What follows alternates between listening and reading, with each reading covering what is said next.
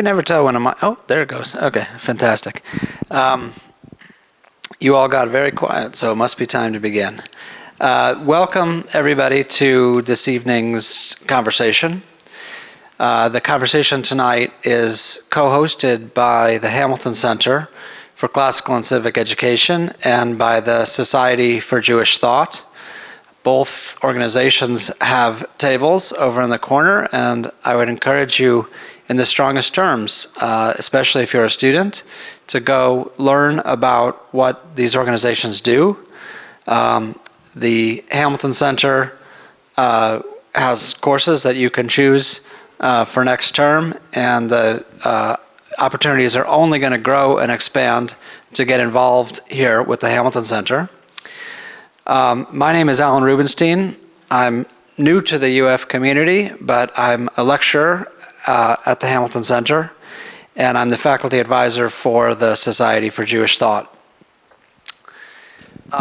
We're lucky to be joined tonight by Professor Darren Stoloff and Rabbi Meir Soloveichik for a conversation about religion in America from the founding to today. Just to give a little introduction, Professor Stoloff is Professor of Humanities at the Hamilton Center. He has been Professor of American History and Director of the Hertog Scholars Program at CUNY before he came here to Florida. His books include The Making of the American Thinking Class, Intellectuals and Intelligentsia in Puritan Massachusetts, and another book which I'm reading right now and really enjoying called Hamilton, Adams, Jefferson, The Politics of Enlightenment and the American Founding, which we'll say something about as we get into our conversation. He's also working on a book right now called The Enlightenment in America, The Transformation of Religion from Physico-Theology to Christian Humanism. Rabbi Meir Soloveichik is the senior rabbi of Congregation Shereth Israel in Manhattan. He's also the director of the Strauss Center for Torah and Western Thought at Yeshiva University. He writes a monthly column for the magazine Commentary and has recently published two books, one called Providence and Power and another called Sacred Time. If you go to meirsoloveichik.com, you can see an extensive library of Rabbi Soloveitchik's podcasts, online courses, and many written articles. And if you're not careful, you might get on a mailing list, and you'll never stop hearing from Rabbi Soloveitchik. So let's jump right into our conversation. Professor Stoloff has written, as I mentioned, a fantastic book about the American founding. I think it's no exaggeration to say if you're going to read one book about the American founding, Professor Stoloff's book would be a very good choice. And Rabbi Soloveitchik has produced excellent work exploring the American founding and the relationship between the American founding and Jewish ideas. So I want to ask each of you to reflect for us on why the study of American founding is important. And I'll add the commentary that it seems to be a distinctively American thing to keep going back to the founding, to have conversations and to keep, writing book after book after book, a new take, a new angle on the American founding. It seems to define something about America. So I wonder if you think that's true, and just in general, why you think that study of the founding is an important thing. I'll start with you, Professor Stoloff.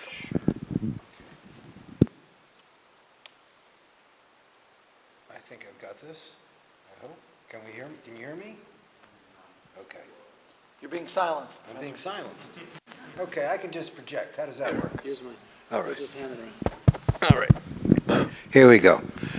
So, why the founding? Obviously, for every country and every community, the past is the horizon under which we understand ourselves, under which we place ourselves in time. Otherwise, understanding our political traditions becomes a matter of abstractions. But in the American case, it's uniquely important at the most basic level because it's the founding that created the community itself, right? I mean, we don't in 1776 or 1787, we didn't have a single language. We didn't share a single faith.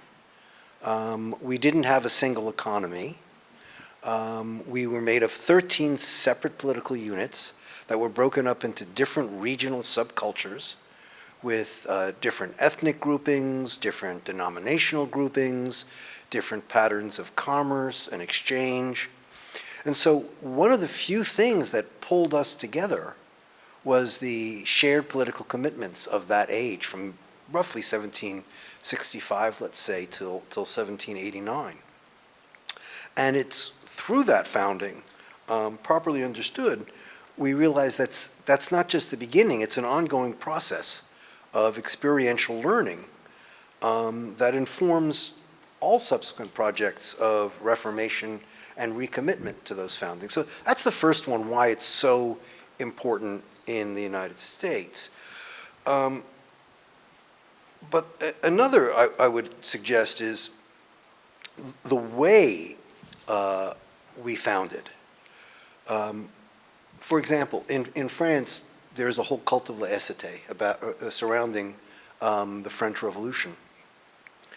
And it's dramatic, and it's exciting. It's a moment of conflict. In our case, it was much more a matter of debate and discussion from 1765 right through the adoption of the Constitution. There was an ongoing series of conversations and discussions grounded not only in our theoretical understanding of politics, but also in our experiential learning from trying different sorts of political arrangements. As the fairly great political statesman Alexander Hamilton said, in the very first Federalist essay, it has been frequently remarked that it seems to have been reserved to the people of this country, by their conduct and example, to decide the important question, whether societies of men are really capable or not of establishing good government from reflection and choice, or whether they are forever destined to depend for their political constitutions on accident and force. And I think that is fairly unique. Now, no small part of that relevance of that discussion, of that deliberation, was the nature of the deliberative process itself. This was not a theoretical debate that occurred in Philadelphia or in earlier years. The founders did draw on political theory, but they also drew, as I mentioned, on revolutionary experience and integrated it with the most advanced philosophy they could find. But it did so, I would argue, in a almost uniquely American, pluralistic and pragmatic fashion. What that meant was there were vital issues of contention. They had to be compromised. There were contradictory impulses. They had to be massaged in such a way that no one could leave that room in despair, that everyone could be satisfied or at least comfortable with what they had. So let me give you two examples very quickly. The first big question they had, there were essentially two ways of thinking about how to design the structures of government. One was called mixed government. It's based on the idea that governments are made up of the one, the few, and the many. We would say a unitary and executive, a Senate and a House. And mixed government says you combine the three together and they check and balance one another. You put them, that's what you get in the British Parliament. That's what presumably Aristotle and Polybius enjoined. It's found in many Greek city-states and to some extent in Rome. It certainly is exemplified, at least the British thought, in their own constitution. So that was one way to go. Another way to go is a more contemporary idea associated with Montesquieu, right, which is the separation of powers. Put the executive in one branch, put the judiciary in another, and the legislative on its own. What did the Americans do? Faced with this choice, they said, yes, give me a mixed government with separation of powers. If each gives you checks and balances, let's double up on them. Another dilemma. Is this going to be a national government, or is this going to be a confederation of sovereign states? The American genius was to say, yes, We'll have a national government that's a confederation of sovereign states. Now, for most political theorists, this seems absolutely incoherent. But practically, it's quite effective. It's not that they lacked principles. It's that they had many principles. In fact, I would say in this sense, and I'm going to beat the rabbi to this, they were the first Marxists, the Groucho Marxists, who famously said, he played a university president in one of his films, he laid out his agenda and said, "Gentlemen, these are my principles. If you don't like them, I have others." And that's a uniquely American genius. So all of these issues remain matters of contention. And that's why the founding remains relevant, especially the question of our states' rights versus federal authority. It led to struggles all the way up to the Civil War and still does to today. But it's nonetheless left enough room for us to redeploy our understanding of the Constitution to match the challenges that it faces. And for those who say, well, that's a sort of sloppy and loose founding, it's contradictory. Again, I quote the great American thinker who would say, yes, I contradict myself. I am large. I contain multitudes. It's Walt Whitman, right? That is the American way of thinking here. In more prosaic terms, this means that sovereignty rests ultimately with the American people. And they can dole it out to states, localities, or federal institutions as they think best. And as they think best will probably change over time, as constrained by courts and legal precedents. It's vague because the document itself is incredibly brief, and it is by intention, right, to leave work for others. If you look at that document, it will not tell you how the cabinet is organized, right? It won't tell you how the president addresses the Senate. It's all set for precedent. It was easy to do with Washington, let him do the work. But it also came down to the realization that if this is going to be a living and breathing document, as they say, it'll be so because there's a broad enough frame that there's room for interpretation under it as exigencies change.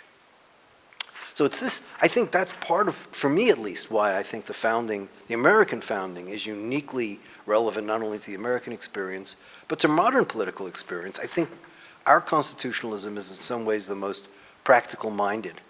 And I think it's imbued in a lot of our thought, from William James to what I would say is probably America's greatest philosopher, the catcher Yogi Berra, who famously said, when you come to a fork in the road, take it.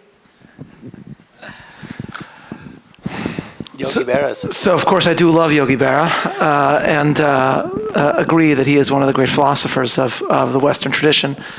And every time I check into a hotel, as I did yesterday, I think of his important statement, I think was about staying at a hotel, when he said, the towels there were so thick I could barely close my suitcase, which I think is, really, he was a genius. So I want to begin in discussing why the founding is important for us as Americans, to talk about a small personal story. And this has to do with the Jewish holiday of Purim.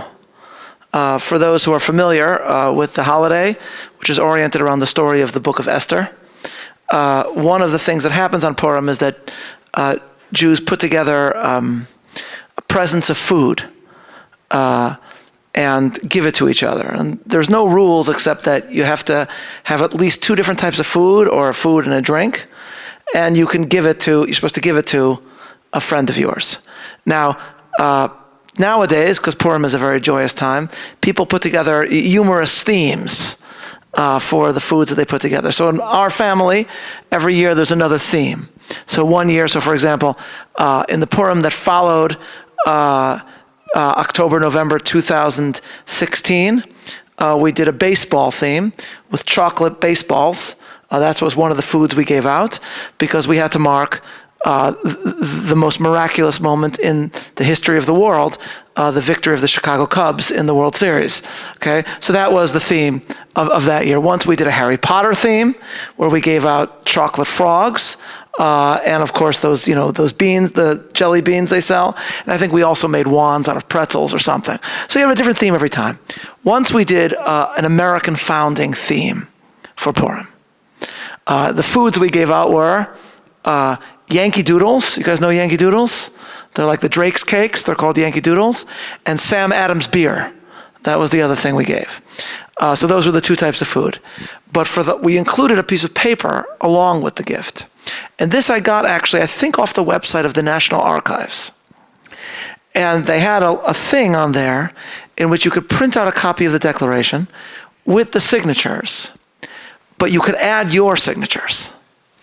So you had the Declaration, and it had, John Adams, Benjamin Franklin, Thomas Jefferson, and as should have been originally, Meir Soloveichik, obviously, but also my children had all of them on the Declaration of Independence. So we gave out a Declaration of Independence signed by the founders and also by the Soloveichik family. And the point of it, the point of the exercise on the website is that you're supposed to tell somebody, would you sign this? Because to sign it, as people say, is to sign your own death warrant. That's what Benjamin Franklin said when they signed it. We must all hang together, or we will most assuredly all hang separately. But there is something deeply American about it, because this is a document with a set of ideas. And to sign it is to give your assent to this set of ideas. And that highlights what America is, what makes it unique, something that outsiders see about us. Or as I quoted to some of you in my talk last night, the words of the late Chief Rabbi of England, Rabbi Jonathan Sacks, Israel, ancient and modern, and America are the only examples of nations founded in conscious pursuit of an idea. And therefore, in this humorous signing right before Purim, we were actually doing something deeply American. Lincoln, in a speech on July 4th in 1858, asked the audience, how could people be American if they didn't descend from those that fought for the revolution? Or as he put it, he said, we have besides these men descended by blood from our ancestors, among us perhaps half our people who are not descendants at all of these men. They are men who have come from Europe, German, Irish, French, and Scandinavian. And so he says, if they trace back their ancestry, they'll find nothing, no connection to the founding. But, he said, when they look through that old Declaration of Independence, they find that those old men say that we hold these truths to be self-evident, that all men are created equal. And then they feel that the moral sentiment taught in that day evidences their relation to those men. Then he adds they have a right to claim it, meaning Americanism, as though they were blood of the blood and flesh of the flesh of the men who wrote that Declaration. So that's what it means to be an American. That's what it means. So the Constitution, of course, there are aspects of the Constitution that are uniquely American indeed, and Professor Staloff talked about them very eloquently. But of course, and I agree with a lot of what was said, but of course, and I don't think Professor Staloff would disagree with this, the Constitution could be amended because that's in the Constitution. But amending the Constitution doesn't end America. So, for example, the Constitution was amended so that senators representing states would be popularly elected instead of being elected by the state legislatures. That was a terrible idea, and that amendment was wrong. And we can talk about that at a different time, but I think it was a huge mistake. But America is still America, despite that terrible amendment. However, if 2/3 of the Congress and 3/4 of the state legislatures voted to affirm that it is no longer true and no longer self-evident that all men are created equal, endowed by their Creator with certain inalienable rights, then this country could still call itself the United States of America. But I don't think it would be that. It wouldn't be America if Americans no longer assented to these central ideas. That's what makes this country unique. If you have seen, and I mentioned my love for this last night, the important documentary about the founding, the Nicolas Cage movie National Treasure, okay? There is a deep truth actually at the heart of that movie, which is, of course, that the Declaration is our national treasure. That actually, that is our Mona Lisa. The Mona Lisa wasn't famous originally in France. It became famous when it was stolen, actually. That's what led to the hype about the Mona Lisa. And I think of all the things that are in the museums in Washington, D.C., if somebody stole a Rembrandt from the National Gallery in Washington, D.C., it would not be a huge scandal. It would be bad. Rembrandts have been stolen before in the United States of America. But if the Declaration of Independence was stolen, that would be huge. But other countries don't have that. People don't line up in London to go look at the Magna Carta in the same way. They line up to see the crown jewels. They line up to see Buckingham Palace. Only we have this, where people line up to see a document. It sounds so nerdy, but that is who we are, because these set of ideas are our national treasure.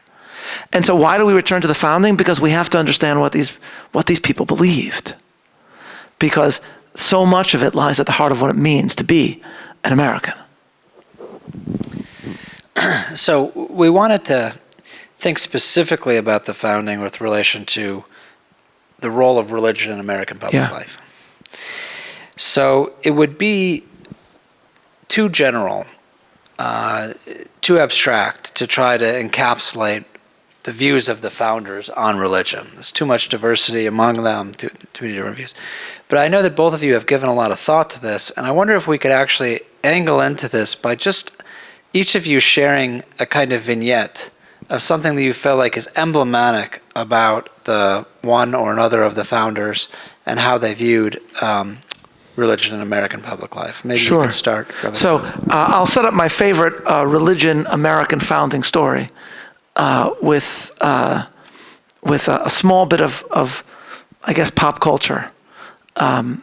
Last year, somebody posted online a clip from the game show Jeopardy. Do young people know what Jeopardy is? Do you guys know Jeopardy?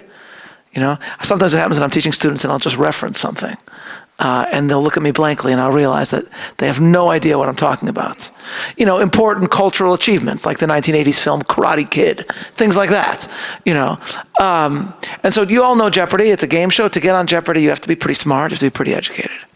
So in 2023, there was an episode of Jeopardy where the category was walking and talking. And the clue was, this Bible book gives us the line, "Yea, though I walk through the valley of the shadow of death, I will fear no evil." And you see all three of these contestants. The answer, of course, is Psalms. It's like the most famous verse in one of the most famous books of the Bible. And you see all three of these people just staring blankly until the buzzer goes. Had no idea. No idea whatsoever. And I thought to myself, obviously, A, this shows what even a lot of educated people no longer know. But B, it's especially striking because, in a very real sense, the story of the American founding and of diverse people coming together begins with the Psalms.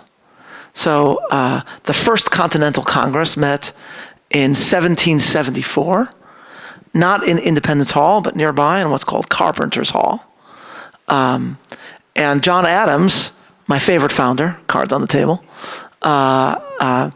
speaks very much to me. You know, he's a guy who's bald and grouchy and felt he didn't get enough credit for stuff. So, I like him. And he wrote to his wife about how these people came from all over, not the country, because it wasn't the country, but from all over the continent. And these are people, diverse backgrounds, and diverse religious denominations. And someone proposed, he writes, that they would begin in prayer. I think John Jay is the one who proposed it. No, I'm sorry, I'm wrong. Someone proposed, and John Jay objected to it, saying that they were too religiously divided between Episcopalians, Baptists, Presbyterians. Like, he's just listing different Protestant denominations, right? So nowadays, this doesn't sound like, super huge, insurmountable differences. I studied a little bit at Yale Divinity School, And at my student orientation, we were like sitting outside, and one student said something like, I really feel like I'm sticking out here being a Presbyterian among so many Episcopalians. And meanwhile, the guy wearing a yarmulke was thinking to himself, yeah, I hate when that happens. When you're a Presbyterian, everyone's Episcopal, that is the worst. It's so uncomfortable. But in those days, this really mattered. And then they brought in a clergyman, and the clergyman read from Psalm 35 about God protecting them from their enemies. And John Adams wrote to Abigail something like, I never saw a greater effect on an audience. It seems as if heaven had ordained that psalm be read that day. I must beg of you to read that psalm. And the point of this is that there were certain biblically inspired notions. First and foremost, that they were that they were coming together to begin a Novus Ordo Seclorum, a new order for the ages, that they were providentially ordained to do this, that helped unite very, very different people. And this one moment with the Psalms highlighted, A, the way the Hebrew Bible would play, as Michael Novak has written, in the American imagination from then on. But B, the way certain biblical concepts could actually work in a diverse country to bring people together. And so now you fast forward, and 3 people on Jeopardy have never heard of one of the most famous verses in the Psalms, almost 250 years after the founding. So a couple months after that, I was in Israel, and I was interviewing Natan Sharansky, the great Russian Jewish dissident, who had spent many years in Soviet prison. The name of his memoir from prison is called Fear No Evil, because it's about what the Psalms meant to him, and it was about his Bible studies in prison, which he engaged in with a Christian in prison, and they called their study sessions Reaganite readings, because Ronald Reagan had pronounced that year, 1983, the year of the Bible, in commemoration of all that the Bible meant for America.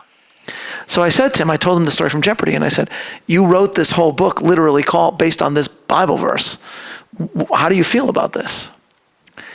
So first I had to explain to him what Jeopardy was. That took like 10 minutes. But then he said to me, he said that he had asked a French philosopher, Alain Finkielkraut, do you think that there's a future for Judaism in France? This was after an anti-Semitic attack.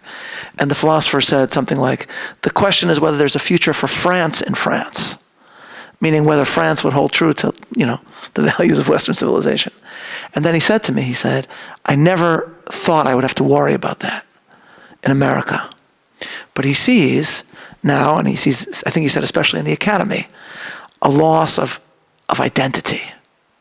So that's my favorite story, I think, even though it's not one of the most well-known Bible stories, because it really does capture this theme in America of, as Professor Staloff mentioned, of diversity and unity, and the role that the religious imagination played in helping to form that in America. Professor Staloff, your vignette. Okay. Well, I was going to give you a Washington, but I'm inspired to go with Adams now. Excellent choice. Yeah. Yeah.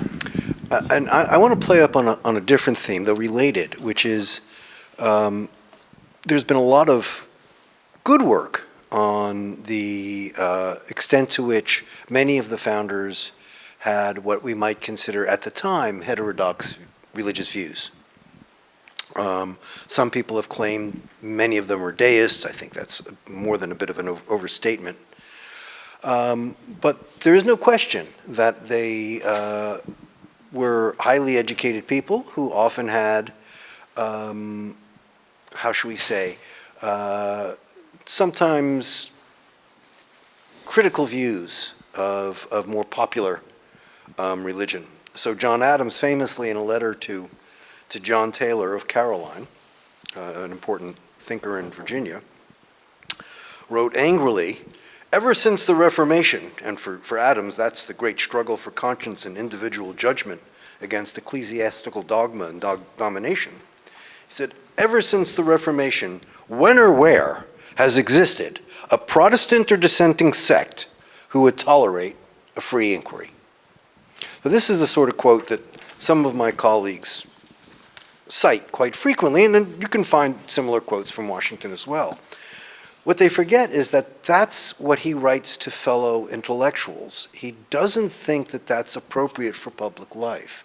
In public life in 1798, he says the following to the Massachusetts militia: "We have no government armed with power capable of contending with human passions, passions unbridled by morality and religion.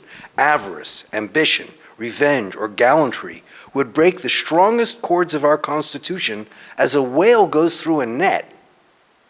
Our Constitution was made only for a moral and religious people.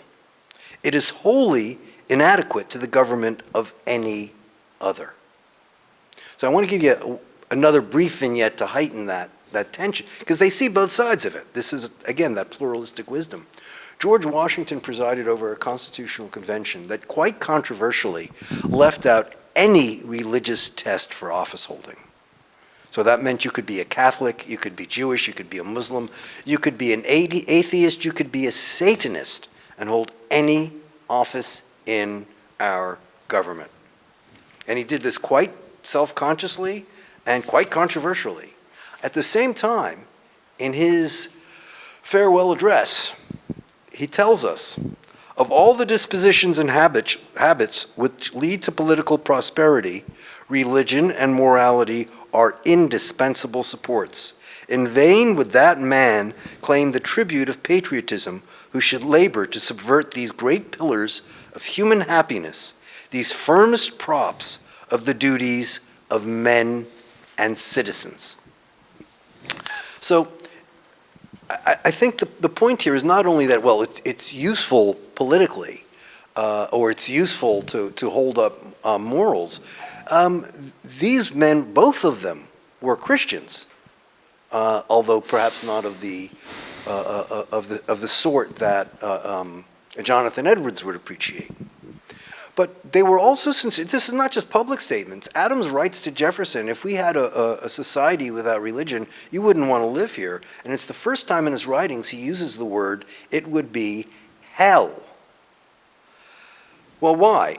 How do we square this of a supposedly disestablished state whose political leaders are, quote, enlightened, and yet believe that their secular regime depends on religious faith? And I think it actually does square with their experience. They never used the government directly, its coercive power, to enforce belief. That had been the whole point of learning the American Revolutionary struggle. You can't use bayonets to force people to accept a constitutional interpretation. You can force them to abide by it, but it does not compel belief. Belief has to be voluntary. However, you can use the bully pulpit. You can use public venues to highlight the importance of that belief. And I think for both of them, they saw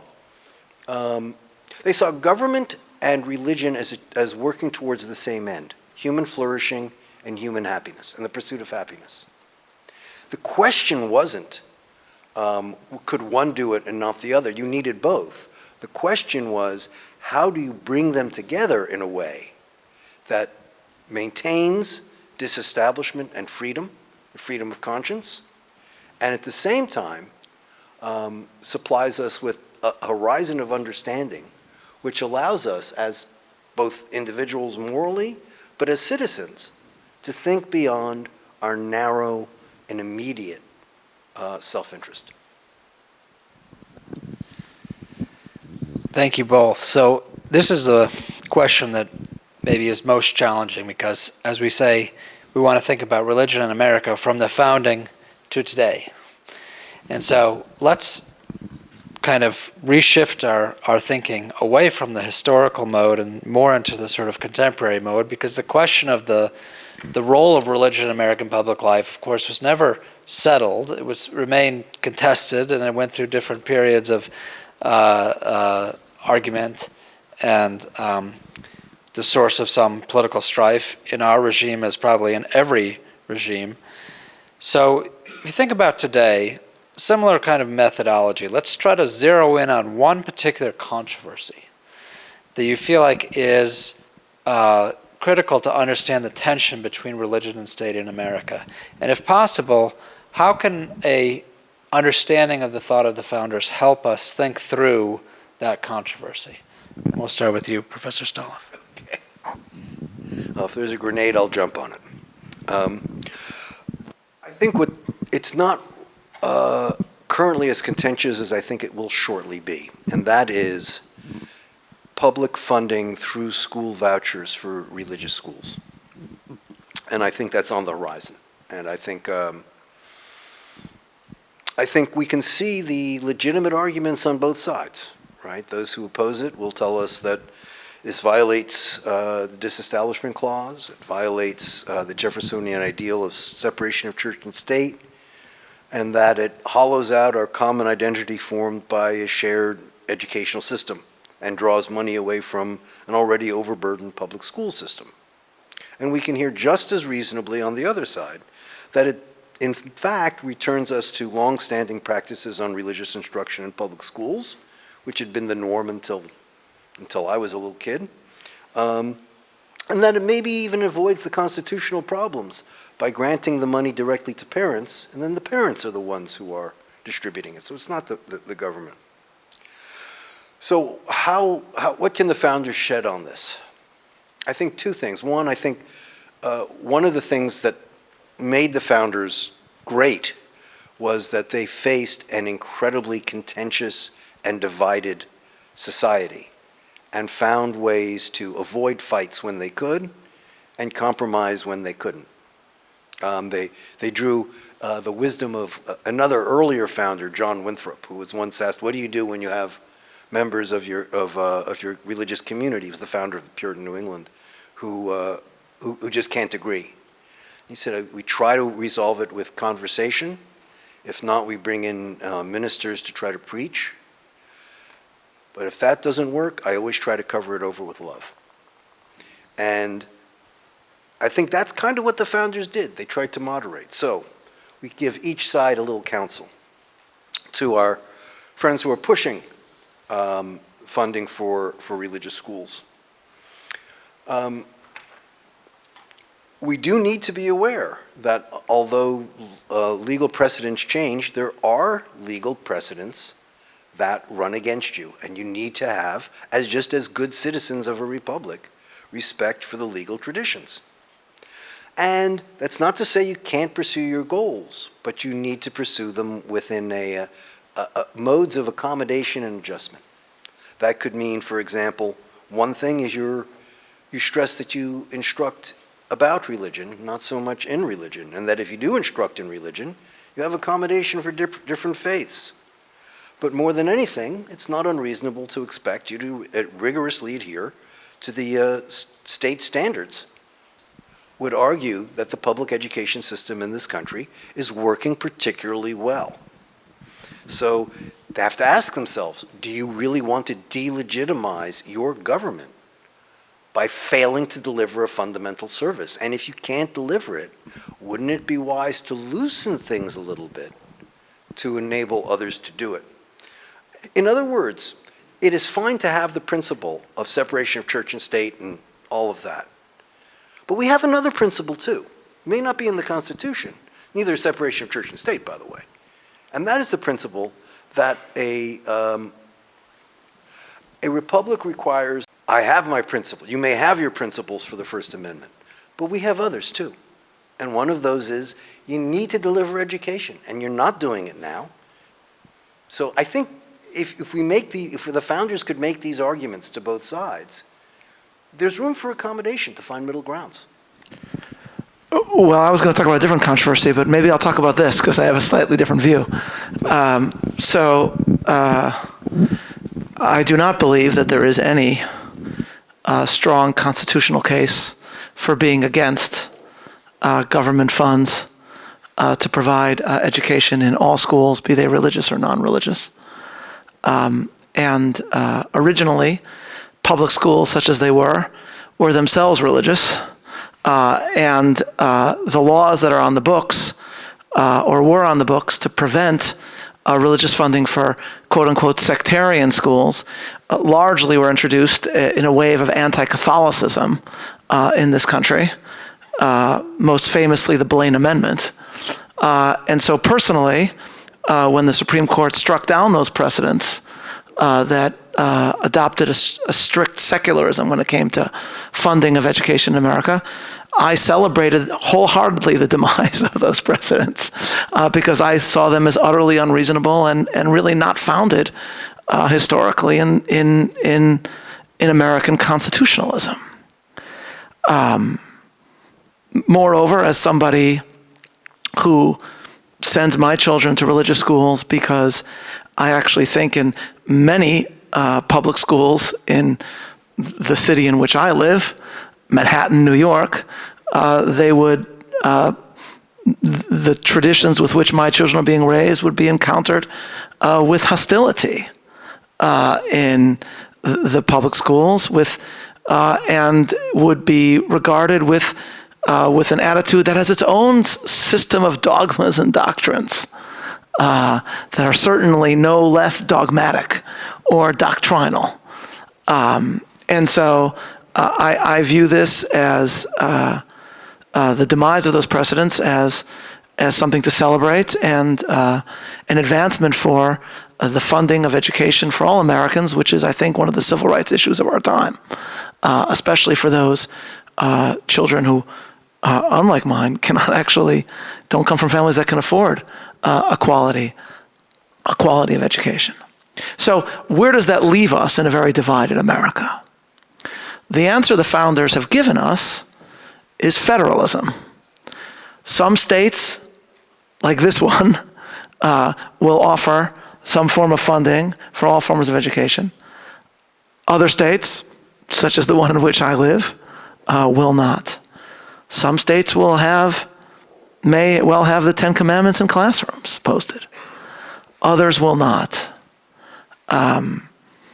That's the American way, actually, not in the sense of secular versus religious, but for allowing different approaches to questions to be embraced by different states, and for allowing these laboratories of democracy to offer competing visions of the social good, and then let Americans decide.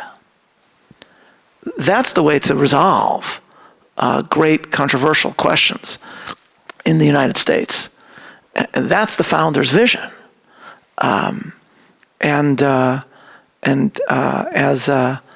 As I agree that this will be an issue of controversy in the future, because other precedents that claim to interpret the Establishment Clause of the Constitution will, I think, also be overruled. We will see more and more states experimenting, and more states adopting slightly different attitudes to the interaction between education and faithful families.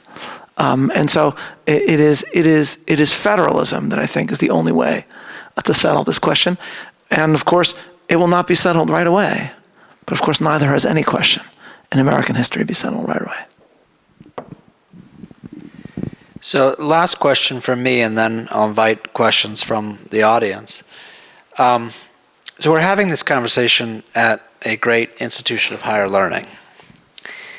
And I want to ask a question that gets to the heart of the business of universities.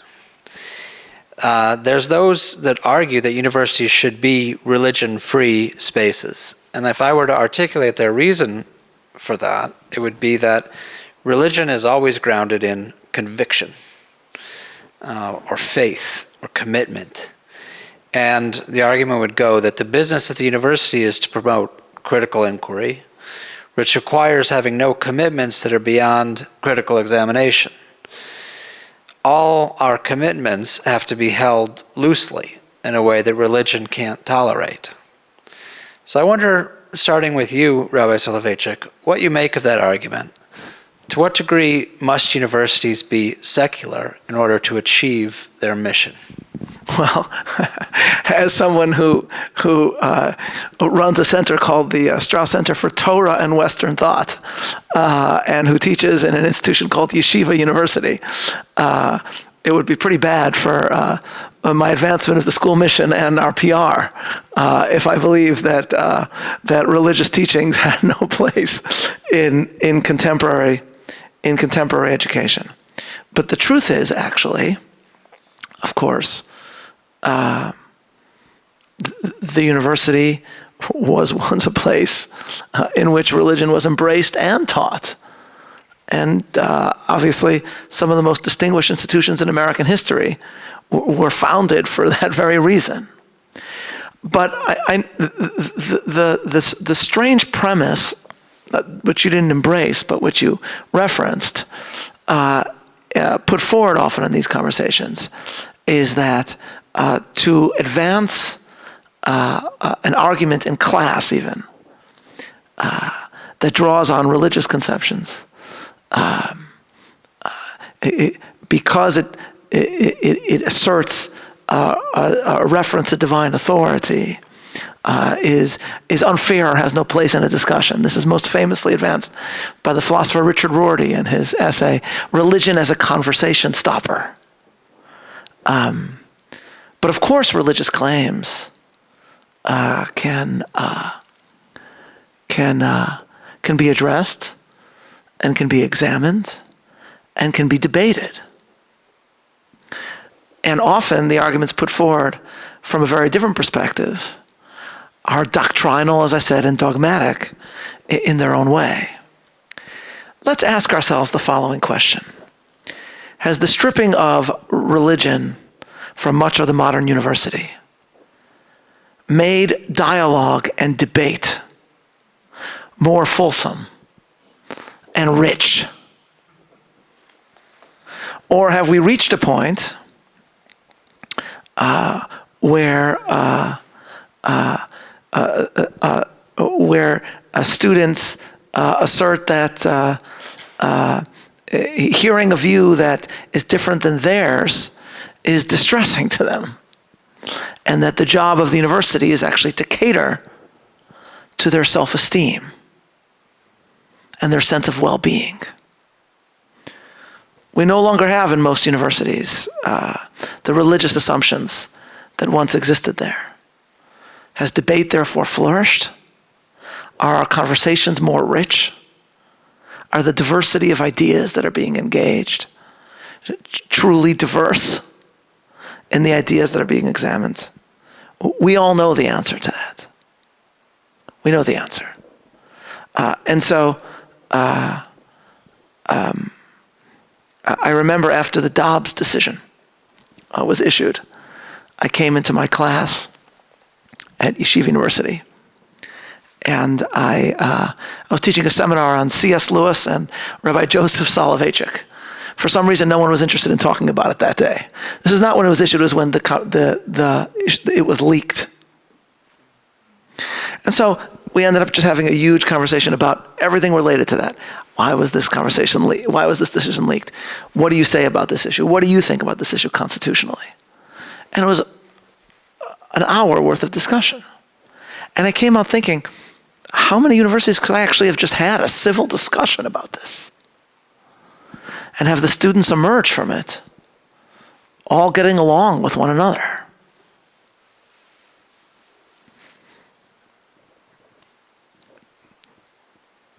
To this, I would only add that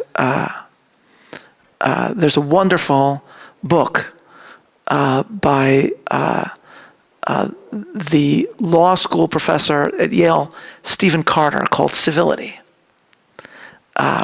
which is it's a quest for civility in American public life. In terms of the thesis of the book, I'm not sure if he's achieved success because I haven't seen an American society becoming more civil. But the argument that he makes, and he's not coming from the political right, is that religion is actually necessary for inculcating civility, because there are few better, or really no better, grounds for treating every human being with dignity and respect than the notion that he or she is created in the image of God. Or as Stephen Carter put it, religion provides the foundation for human dignity that liberal democracy assumes but is often unable to defend. And so, rightly understood, religion can not only not detract from civil debate, but can actually provide its very foundation. Okay, thank you. Stoloff, how do you think of this question of university, secular versus religious question? I don't have a heck of a lot to add to that. I agree very strongly. I think, Rabbi, you said something profound, which actually switched the terms of the question in the answer, which was the question began with convictions held loosely. And yet you quite correctly noted that we don't examine convictions at the university. I don't look into your soul. I'm not concerned with it. I'm concerned with your arguments. And they may be loosely held, they may be tightly held. I don't care. I'm interested in whether they're sound and whether they can be challenged. So in that sense, I don't think having strong religious convictions in the slightest way undermines the conversation. More than that, nor do I believe that people of faith are likely to always be inflexible and dogmatic, that if their convictions or beliefs or arguments are challenged, that they're going to turn into a bunch of fragile porcelain mice and run for a safe space. That's not been my experience. If anything, if the faith is deep, if it's strong, if it's vital, it's likely to stimulate reflection. And if anything, a deeper appreciation of the complexity of those doctrines in hand. So it actually deepens religious life. In short, we're engaged in critical thinking not to change minds from one faith to another, or from faith to the absence of faith, or from the absence of faith to faith. We're here to open minds, right? The point of education is not to say you're looking in the wrong place, look over here, to change your vista. The point is to broaden your vista, to broaden your horizon, to see more things. You may well, if you were a devout Pentecostalist, be challenged by the gay science by Nietzsche. That doesn't mean you're going to stop being a Pentecostalist. It may mean you've got to think about how do I answer these claims? Does this require me to rethink things? This is healthy. This is normal. And by the way, that cuts both ways, right? I mean, I can't tell you how many times I've had the wonderful, amusing conversation with students who talk about human rights. And I say, no, by the way, in a purely secular world, where do these rights come from? Where did the humans get the rights, but the iguanas didn't? And all of a sudden, well, the guys who first formulated these ideas had an answer to that, and I think you know what it is. I'm not saying you've got to go to that answer, but you're not being intellectually courageous and adventurous if you're not thinking about it. And maybe you do come up with a good answer, and that's fine. But I don't think we can learn from each other if we're worried about attacking each other's convictions rather than our arguments. But I want to turn to something else you asked, which is, must a university be secular? And I think in some sense it is. I think we have, in the same way I object to the people who keep trying to turn the founders into deists rather than enlightened Christians. I think when they created a secular society, they did not mean irreligious or a-religious, they meant ecumenical. And I think a successful university is secular in that sense. It's an ecumenicism that is broad enough to include all of the faiths and no faith at all. Each can come in and make their arguments. And I think that's the mission of the university. And I think to leave religion out of it would be just as disastrous as to leave science out of it.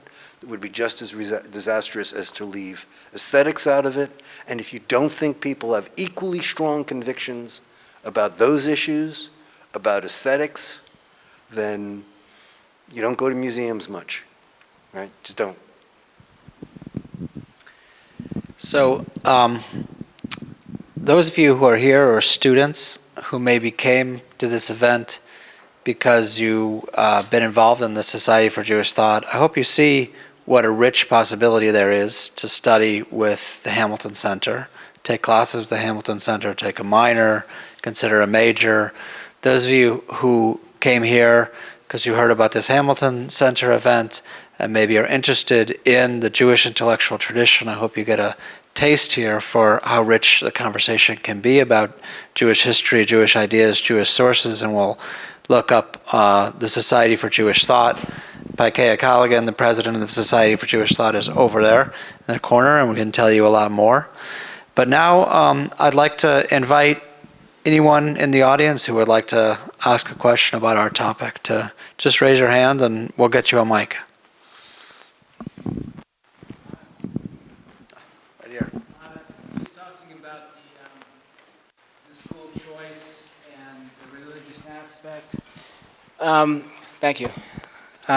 Just talking about the religious choice in schools and just a general trend, like, I don't want to make it into an argument about the administrative state, but how Chevron is changing a lot, and that's what I'm interested in. But it also seems like the hole in the neo-Kantian state would be filled by those. I'm just wondering, is that what you meant by this is a really interesting, either of you, this is a really interesting kind of prognostication of where things are going, that we can talk about religion again because we feel like we need some kind of positive philosophy to fill the hole within our administrative state so we actually believe in things. I'm wondering if you're thinking that it was around that, or am I mistaking it? I personally was making no arguments about the administrative state specifically. For me, this is just the story of the banishing of all forms of religion from anything that has to do with government support for education is just an ahistorical unmooring from the meaning of the Establishment Clause. And there are all sorts of things that have to do with religion that receive funding in America. There is a Senate chaplain right now he gets a salary from the United States Congress. I myself have been interested and looked into how much he makes myself because I think I'd be pretty amazing at that job actually. So, how does that work? How does he get paid? The United States Congress opens with prayer. There are all sorts of things that have to do with faith that receive some form of government support. That's not what's being banned in the Establishment Clause. There are profound teachings in the First Amendment about the role of government and the nature of faith. And it set the stage for what surprised and impressed Tocqueville when he came to America, that a country that at the national level had a First Amendment was nevertheless, and was more diverse religiously than any country in Europe, was nevertheless more religious than the countries that he had seen. Or as he put it, in France, I had always seen it was assumed that their spirits of religion and reason were in opposition to one another, but in America I saw them jointly united in reign over all the land. Whether we could say that today or not is a separate question. But that's what so struck Tocqueville, that a country that had this also had a faith, a society that was so faithful, and so that's not going to come back in our common culture immediately. But surely, as a matter of law, wrongs can be righted. Not really. Okay. Another question? Yes, sir. Yeah, thank you very much for this great conversation. I have a question more specifically for you, Dr. Stoloff, but I'd like to hear your thoughts as well, Dr. Soloveichik.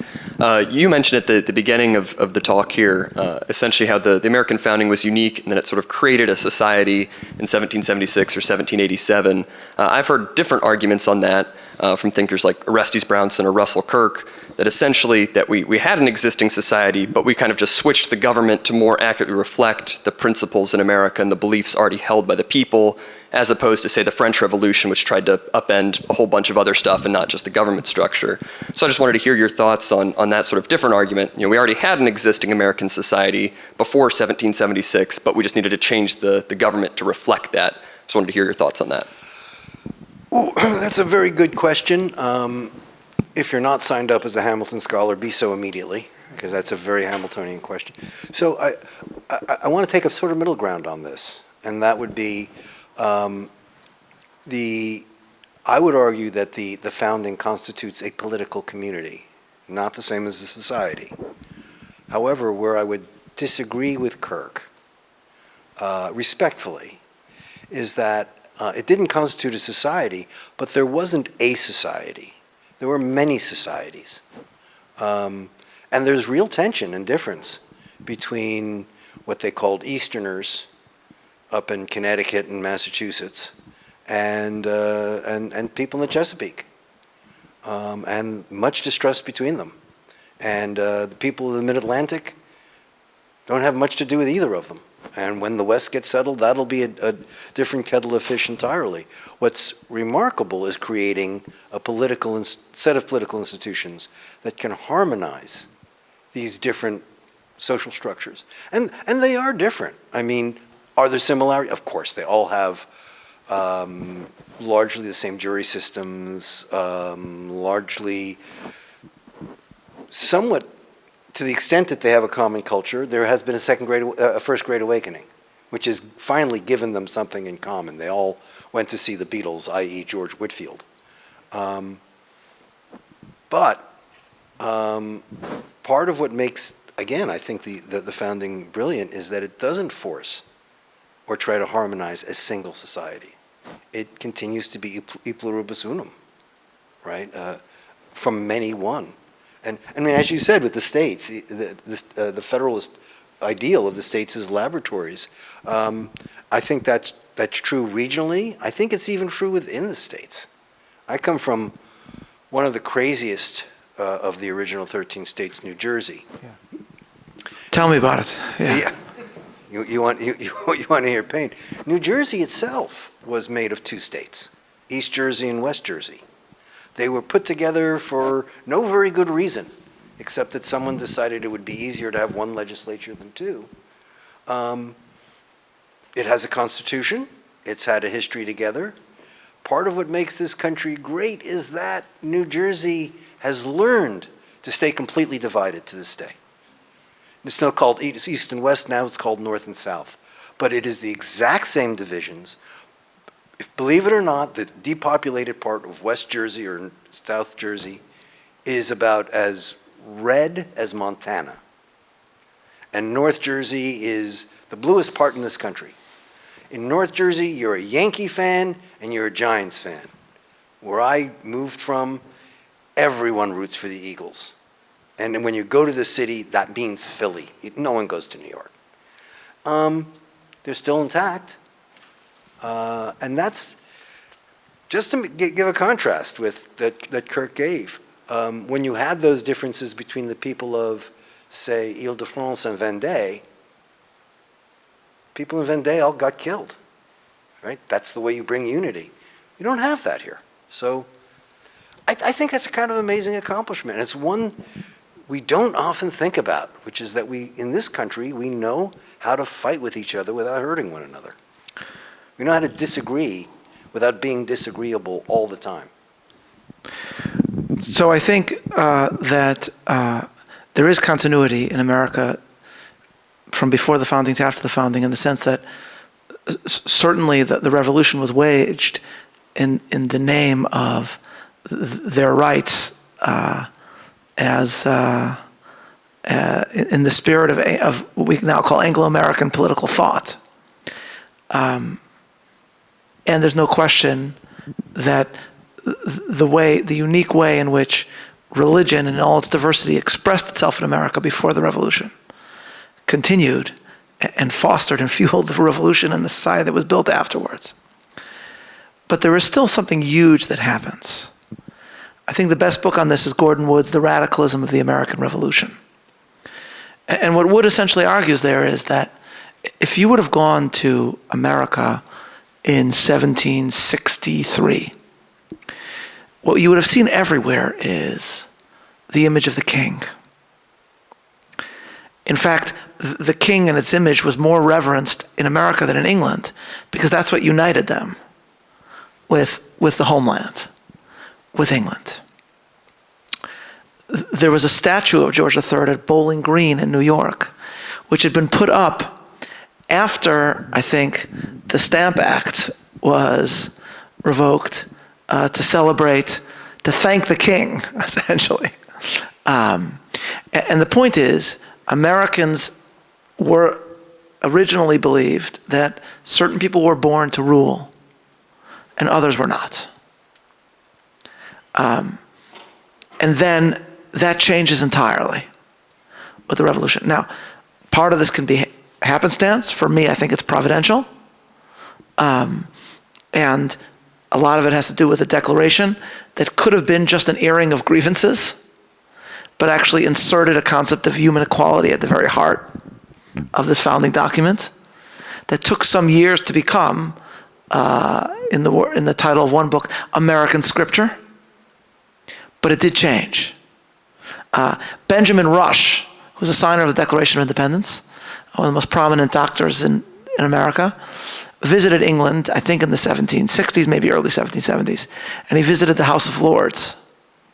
And that's where there's a throne that's there. And the tour guide said, "You're not allowed to sit in the throne, that's the king's throne." And of course he immediately sat down. And he was overcome with awe. And he said, a man can aspire to nothing less than this crown, than this throne. And then if you see Benjamin Rush writing after the founding, he'll write things like, a religious man cannot help but be a Republican, by which he means not a monarchist. Because we all come from Adam and we're all in the image of God and we're all equal. Now, let's leave aside the question of whether the Bible is against all monarchy, as Thomas Paine argued in Common Sense. I don't think that's true. Neither did John Adams. But the point is that there is a shift here. So that the concept of equality, whatever that means, right, becomes enshrined over a period in the American conception of oneself as an American. That doesn't mean this idea is all there is to the story of America. But it is a huge part of what it means to be an American. And that only comes about with the founding and after.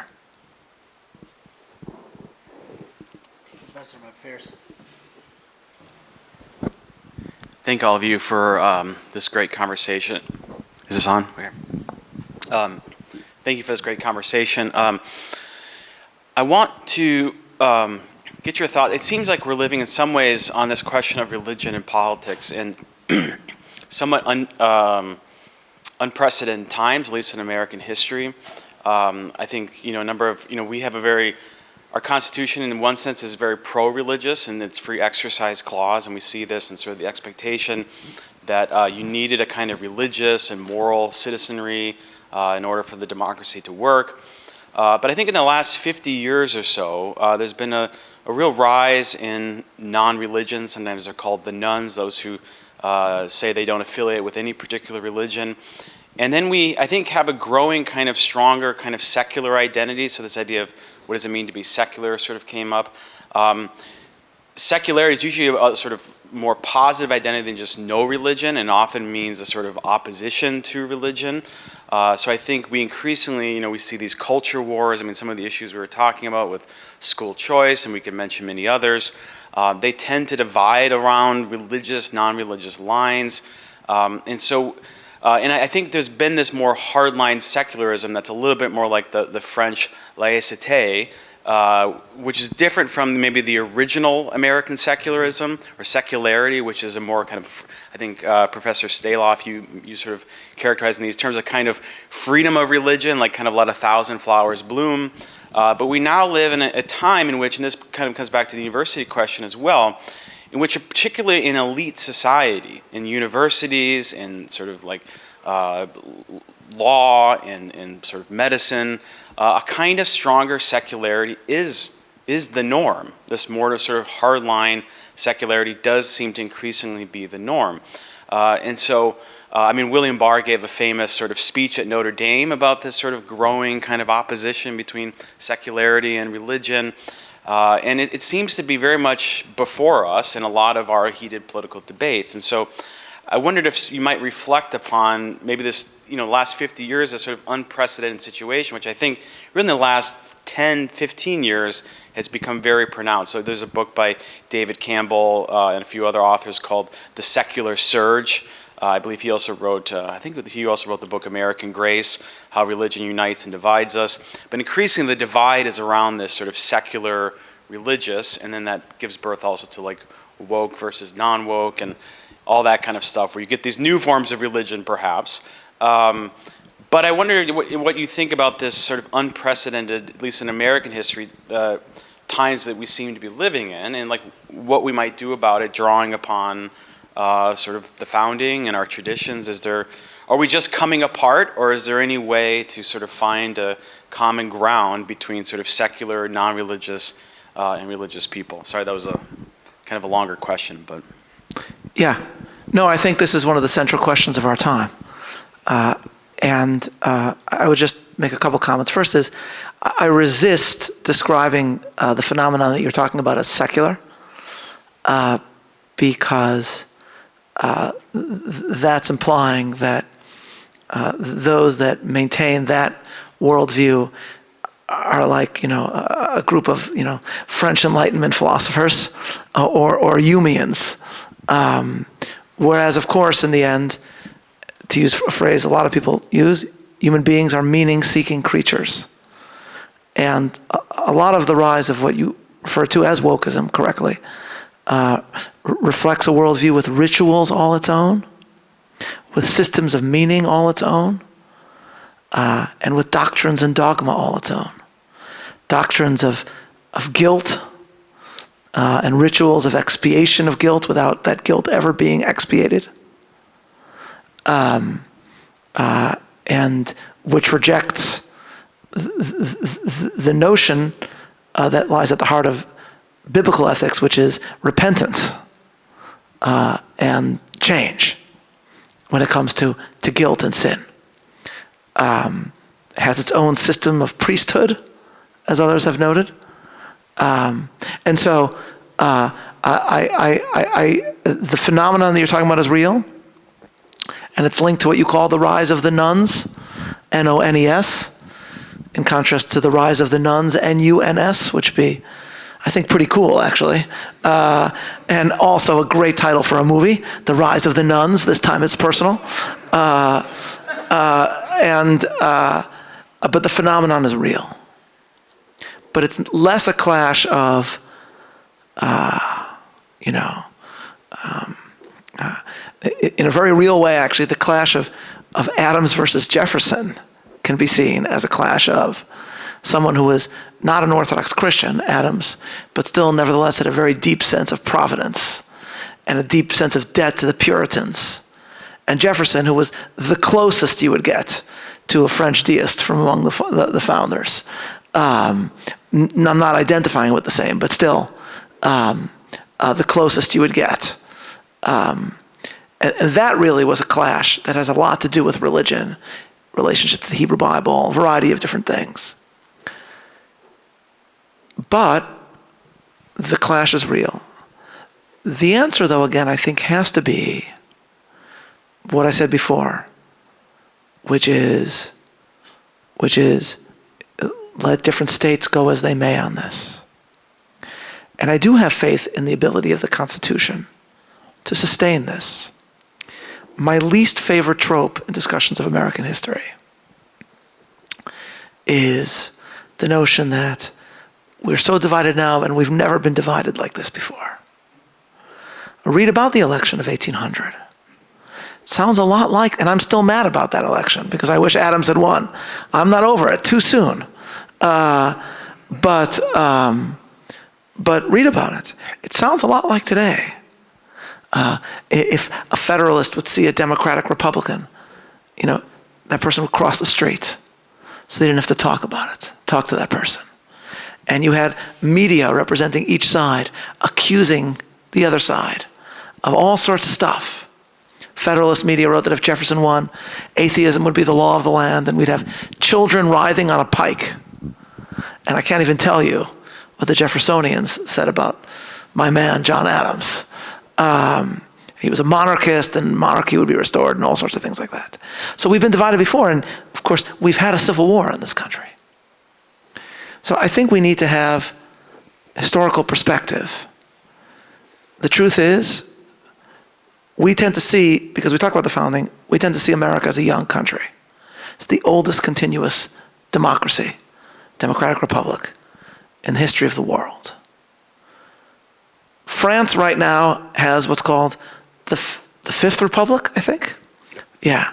That means that it's gone through a lot of different governments, including monarchies, with different royal families since the American founding. Spain went from fascism to constitutional monarchy, just a couple decades ago. Okay? We have everything to be proud of as Americans because we've had a system that has held and changed in certain ways, in important ways, but has held. It's an extraordinary achievement. And it's held through some of the most divisive questions that have plagued the country in the history of the world. And nevertheless, it's held. And so, if that is a division that we have, then let that division play out. New York will be, I say this with sadness as someone who lives there, but if New York will be woke, then New York will be woke. And if Texas and Florida will not be, then Texas and Florida will not be. And people will vote with their feet, as they already have been. And then let's see where we are 30, 40, 50 years from now.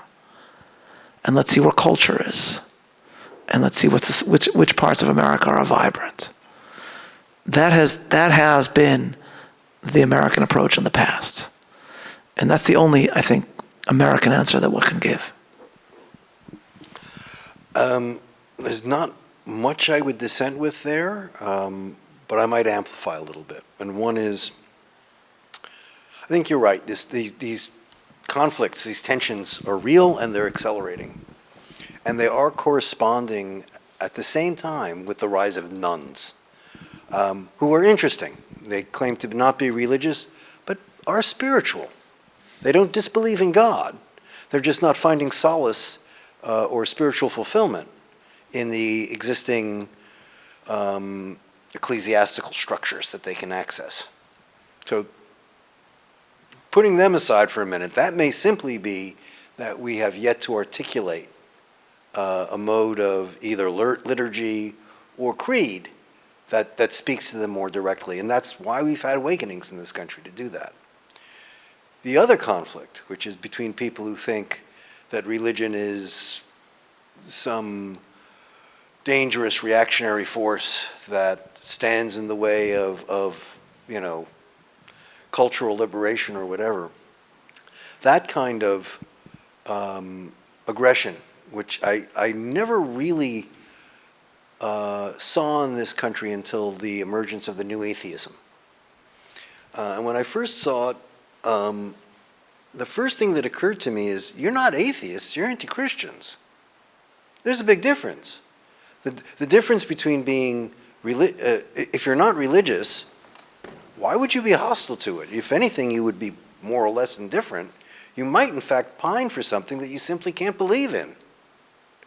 The hostility suggests, and this is something I would have brought up earlier in the other discussions, the reason you don't worry about having, religion being contentious against secularity in the university is you fight against things that threatening your turf that are close to you, right? So if I'm a Calvinist in Congregationalist in Massachusetts, I'm far more put off by the rise of Arminianism than I am by the creation of a synagogue. Synagogue's fine. Fellow Congregationalists that are preaching Arminianism, anathema. The fact that there's this tension here tells me that the people who are attacking the irrationality of they're competing. My short answer to you, and you'll know what I'm saying, Voegelin. Voegelin's right. This is not secular. This is Gnostic. And this is not a new phenomena. As for the waiting 40, 50 years, it may be. I don't think so. I actually think that one sign of wokeness, now I have an advantage over both of my interlocutors. I'm a good deal older than them. So if you look at the doctrines of what's called woke, this new thing, it's not new. It was all, he's as old as me. So you remember, this was all formulated before we hit puberty, right? Transsexualism, well, that was Candy Darling. I remember from the Andy Warhol stories. And CRT, well, that was when I was about 13 years old. All of that stuff, the sexual liberation. This was all the new left of the 60s and 70s. There are scholars of religious awakenings who say the first phases are reactionary calls for the old-time religion, to bring back the old-time religion. And I love all manifestations of religion, so I'm not like being anti-woke. It's a beautiful thing. But it's the old-time religion, right? It was articulated long before I had my bar mitzvah. So it's not like this is a threat to religion. This is a different religion. There will probably be, and I think the fact that young people are being attracted to it says they have spiritual needs that aren't being met. And we're waiting for someone to, or ways of articulating and fulfilling those needs. The old-time religion never lasts very long, right? It's like in the early 20th century, sure, there's Billy Sunday and others saying, let's go back to, fundamentalism. But that's probably not what's going to get traction. So maybe I'm a little bit more optimistic. It's a shorter timeline. Go ahead, be pessimistic. No, I think I'm not sure. By old time, in actual old time religion, right? Meaning, what I mean, traditional biblical religion, that demise has been predicted in America from forever. Yeah. And that has, Thomas Jefferson said that he believed that when he died, there would not be a young man in America who was not a Unitarian. The story of America is a story of religious awakenings. Here I'm speaking of biblical religion and of different forms of biblical faith coming about.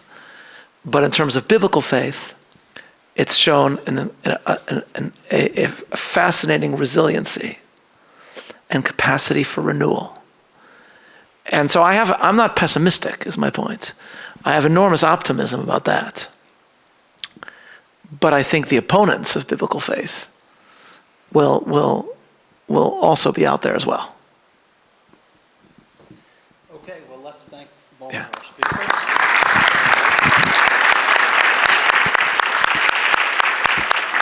Thank you all for coming out. Have a wonderful evening. Thank you. I'm starving. Okay.